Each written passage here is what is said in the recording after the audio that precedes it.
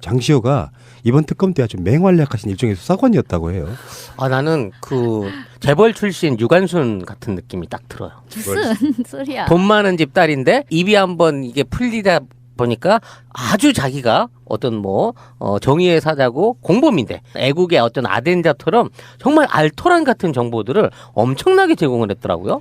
여러 가지가 이야기가 있는데 그저 첫 번째가 이거였어요. 장시호는 최순실이 전화기로 이렇게 버튼 누르잖아요. 그 순서를 기억해가지고 박근혜의 차명폰 뒷자리 4 글자를 기억해내서 그렇죠. 그걸 토대로 통화를 500 몇 번인가? 570번 했다는 거로 밝혀낼 정도. 그렇죠. 정말 똑똑하지 않습니까? 왜 이 집안 내에 나름 브레인이라고 음. 그랬잖아요. 그리고 기억력도 굉장히 좋고 그리고 굉장히 살갑게 대하면서 수사에 아주 입에 혀처럼 정말 알토란 같은 정보를 쏙쏙 잘도 얘기를 해준다는 거죠. 근데 이 사람이 민주주의를 위해서 이러겠습니까?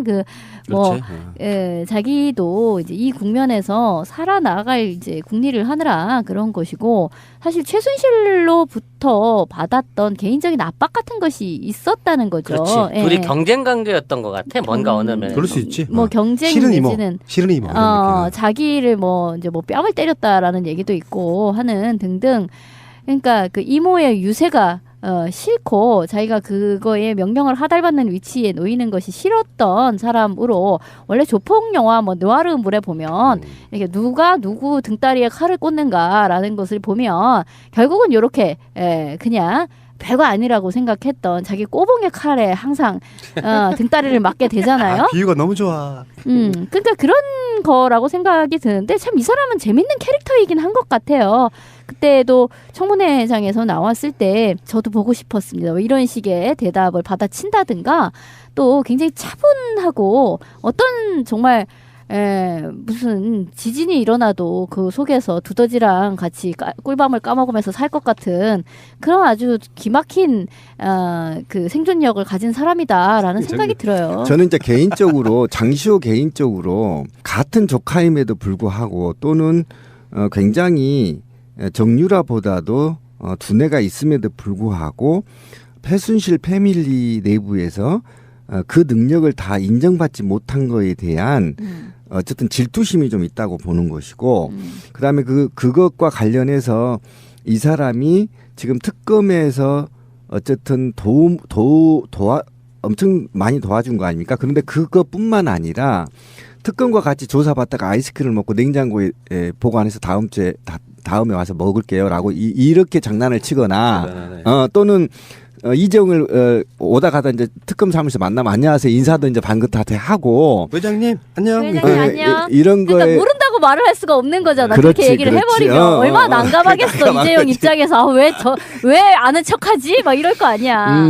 그런 재미있는 캐릭터는 저는 지난 30여 년간 그들이 살아온 그 패밀리 내부에 살아서 변두리에 있었던 언저리에 있었던 어쨌든 회한에 대한 표출이다. 그리고 이후에 이들이 다 죽어줘 버리면 또는 종신형을 받게 되면 박근혜와 최순실 공동 지갑에 있는 수조 원대 그 돈을 누가 그나마 이 애가 살아남아서 슈킹할 가능성이 있다는 거죠. 그런 전체적인 측면이 작용되지 않았느냐. 그런 저는 예상을 좀 해서 굉장히 캐릭터가 괜찮은 거죠. 맞아요. 왜냐하면 얘는 굉장히 치밀한 인간인 거야. 왜냐하면 안 알려주려고 했던 거 아니야. 직접적으로 번호를 안 알려주려고 했는데 번호를 두고 외운 거고 얘가 뽑아냈다는 서류나 이런 것들이 웬만한 집착이나 작정을 하지 않고는 심지어 들고 다니는 그 2천만 원짜리 가방 안에서 그 서류를 뺏어가지고 도찰을 한 것도 주변 사람들이 말리는데도 불구하고 그런 스파이 같은 짓을 하면서 이 언젠간 나이가 이게 크게 쓸 일이 있을 거야 라는 보험용으로 키핑을 해놓고 대비를 했다는 거야. 그러니까 얘는 언젠가 일 터진다.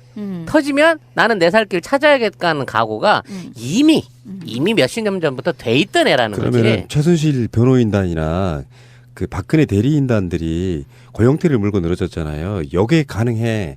우리 장시호가 최순실을 엮기 위해서 심지어 이거 있잖아. 최순실이 민정수석실에서 보낸 인사 파일을 검토하는 걸 봤다.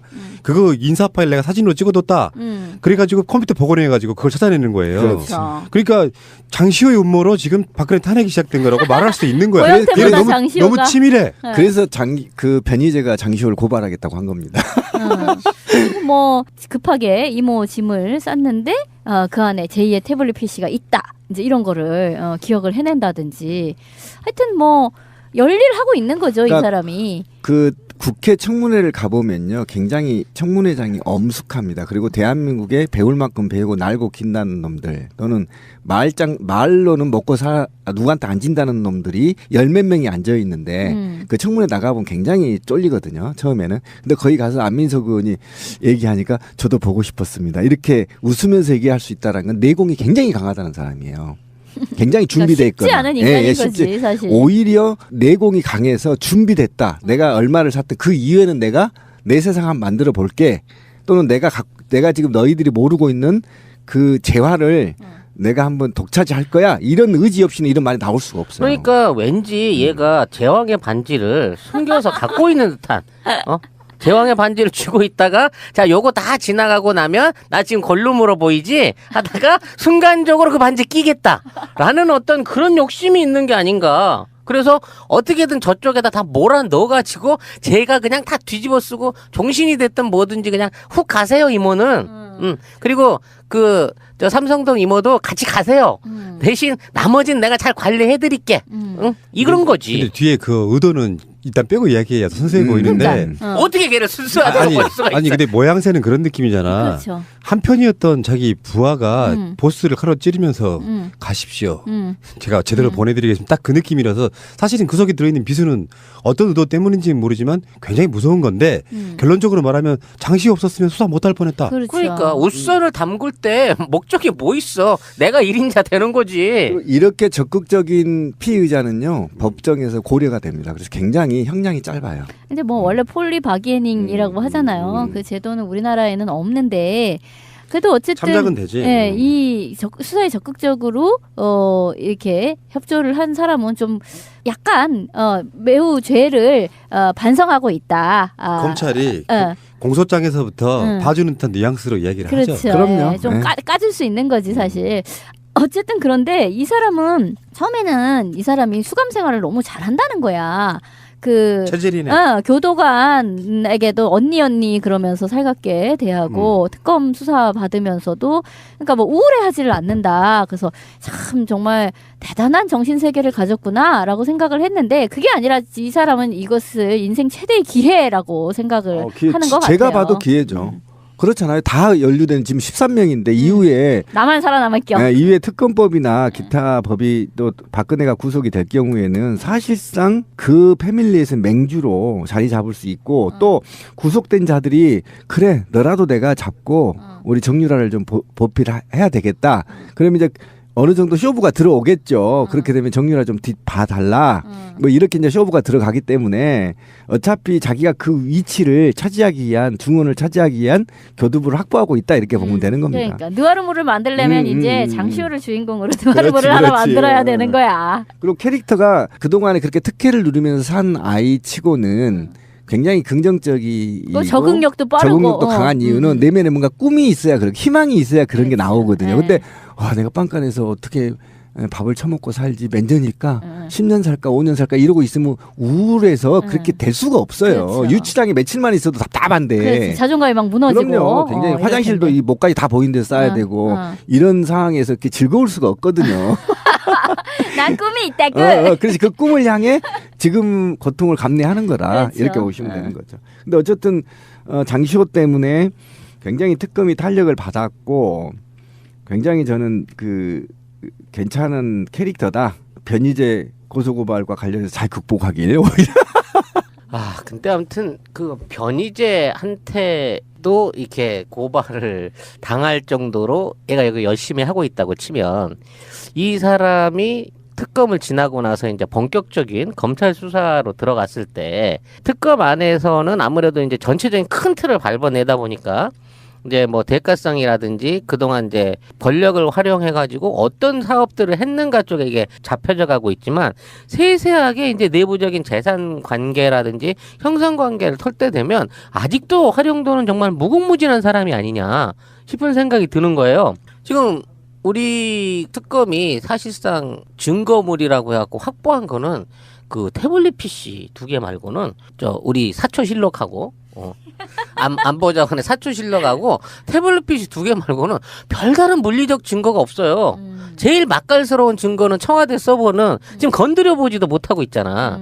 그러니까 그런 입장에서 앞으로 어떤 수사를 펼쳐나가는 데 있어서도 결국은 장시호를 비롯한 이런 그 주변에 용기 있는 변절자들의 증언이 필요하다는 거지. 그리고 장시호처럼 최순실 주변에서 어떠한 형태로든 이거 나중에 내가 뒷감당 못하지 않을까 싶어가지고 녹음을 떠났다든지, 몰래 뭐 몰카를 찍어놨다든지 이런 유의 그 증거들이 정말 정권만 잘 바뀌고 수사 유지만 있으면 얼마든지 도출될 수 있지 않을까 싶은 상황, 그런 느낌에서 뭐 앞으로의 탄핵 국면하고 정치적인 우리가 생각하는 그 순차적인 정권 교체만 이루어진다고 하면 정말 뭐 40년 됐다는 최태민과 박씨 가문에 있는 그 밀월 관계를 탈탈 털어내는 그날을 한번 보게 되지 않을까 하는 기대를 갖게 되는 그러니까 거죠. 이런 현상에서 어쨌든 최순실이 그러면 장시호 네가 갖고 있는 재산 나한테 다 돌려놔. 이제 이 정도로 이제 쇼를 하는 건데 저는 혹시 이것도 하나의 큰 드라마, 플랜이 아닌가라는 생각이 들어요. 그러니까 누군가는 이 일을 같이 가담했던 사람들이 이후에 뒤처리를 해야 되는데 그 뒤처리를 할 사람이 멍청한 박근혜보다는 장시호가 훨씬 효과적일 거라고 봤을 수도 있어요. 예를 들면 장시호가 정치인들과 특검과 관계자들 대기업들과 이런 우호적인 인상을 남김으로 인해서 사전에 출소해서 로비리스트로 활동할 수도 있고요. 구속자들 석방시키는 로비리스트로 할 수도 있고 또 정치인들한테 우호적인 걸 통해서 사면 역할을 할 수도 있고 이후에 이 최순실 패밀리 부패 세력들이 연루된 사람들 중에 한두 명 정도는 국민적인 굉장히 분노를 상쇄시키는 사람의 캐릭터를 하나 만들어서 이들이 이후에 뒤처리를 할 수 있는 여지를 남겨놓는 것 또는 그런 사람으로 최순실과 박근혜 패밀리에서 사명을 맡을 수도 있었어요. 사실 있을 수 있어요. 그런 측면에서 왜 그러냐면 이 패밀리가 1, 2년 되는 패밀리가 아니고요. 굉장히 오래된 패밀리이기 때문에 그들이 패밀리를 구성할 수 있는 철학과 돈과 이념이 있단 말이에요. 그들만의. 그리고 돈이 뭐 1, 20조가 아니잖아요. 이런 엄청난 뒤처리를 그러면 누구한테 할 거냐? 박지만한테 할 거냐? 그럼 제3의 인물한 뭐 할 수가 없는 거잖아요. 완전하게 범죄를 같이 저지른 사람 중에 한 명을 이미지를 순화시켜서 남겨놓은 상태에서 뒤처리를 하게끔 할 수 있는 역할 분담일 수도 있다. 저는 그렇게도 분석이 가능하겠다는 거예요. 마지막까지 탈탈탈 털어가지고 동전 한 입까지도 다 되찾아야죠. 이렇게 부정한 권력에 기대서 부정부패를 통해서 만들어낸 재산은 반드시 환수되고 국민에게 돌아갈 것이고 연계된 관계자들은 다 처벌을 받는다라는 선례를 남겨줘야 이제 우리 대한민국 안에서 이런 그 비리에 대한 구세대적인 관행들이 척결이 될 수 있지. 이거 살아남으면요 가면 갈수록 커져요. 우리나라에서 지금 얼마요? 700조요? 800조라고 하죠. 800조. 700조가 남는 비자금을 기업이 갖고 있고 해외에 1000조가 넘는 돈들이 한국 돈이 나가서 그 예금주가 한국 사람일 수 있고 또 우리나라 안에서 대통령하고 한 3년 해먹어 버리는데 수천억씩 해먹을 수 있을 만한 정치적인 비리 구조가 이렇게 존재한다는 사실 우리가 어떻게 감히 상상이나 했었냐고. 그러니까 어쨌든 회의 비자금 그리고 박정희 비자금 환수에 관한 특별법이 만들어지지 않는 이상은 저는 사실상 불가능하다고 보거든요. 그러니까 정권이 바뀌면 국민들이 집회를 나오는 게 아니라 오히려 이제 이런 비자금 환수에 관한 특별법을 제정하라. 또는 박정희의 비자금 규모가 얼마 정도 되고 이것이 비정상적으로 만들어져 있는 것에 대한 국고 환수 문제에 대한 특별법 이런 전반적인 문제를 사실은 위에서 또 싸워야 되는 그렇죠.